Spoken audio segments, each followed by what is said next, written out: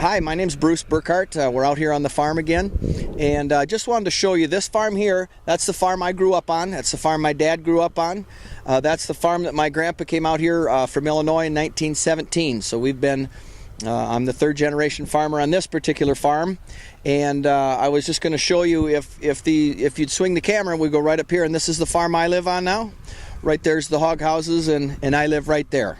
And so as a family farmer, we try to keep everything close, and it all works together. We're gonna go over some of the aspects of a combine today. What I have here is an ear of corn, and this is a corn head, and when the corn head is running, it will remove this ear of corn from the stalk, and then the ear of corn will go into the machine and it will remove the kernels from the cob like that. Okay, we're going to have Lenny just turn that on for a minute. Turn it on a little bit.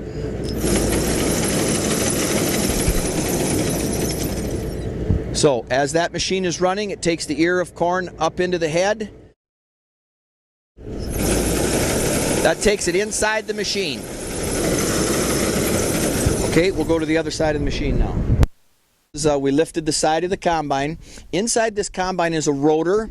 If you think of the threshing mechanism as a bottle in a brush, and we run the ears of corn in there, and it separates the kernel from the cob, inside of there is a rotor, goes up at an angle, and the grain then falls through, and on the other side we'll show you where the grain is elevated up into the tank.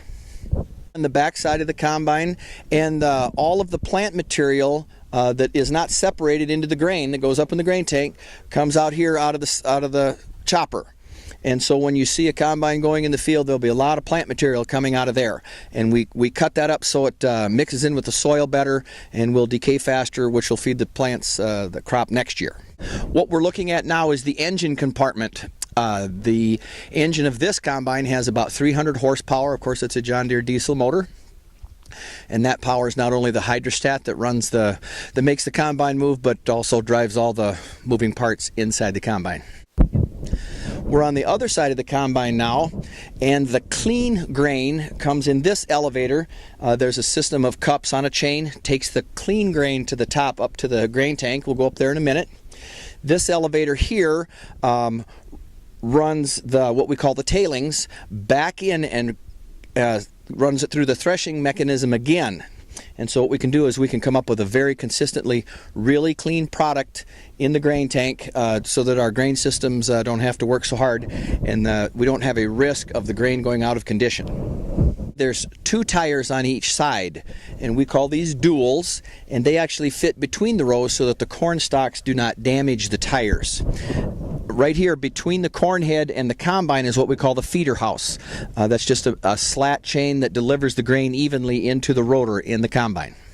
This is actually looking in the grain tank from standing on top of the combine. This grain tank will hold roughly 300 bushel.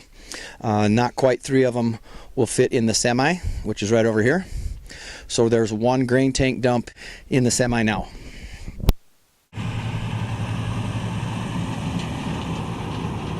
Got it? Yep.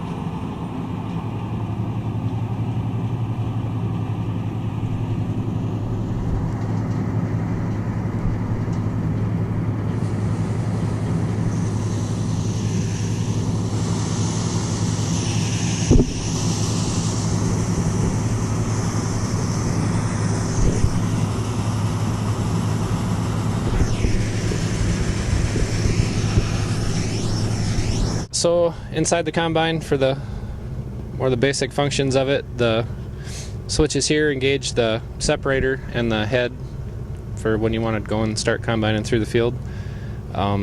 These here adjust your concave as to how much of a gap you're running your material through, and then the cylinder speed, the speed of the rotor.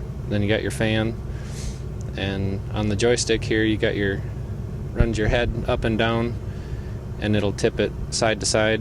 And then this one here runs your deck plates and how far you give the gap in the row units, and then it runs the head speed up and down. And this is your auger swing in and out, so when you're driving through the field to unload, and then that turns it on and off. And then up here you can see and monitor all your different functions and how fast your speeds and stuff are.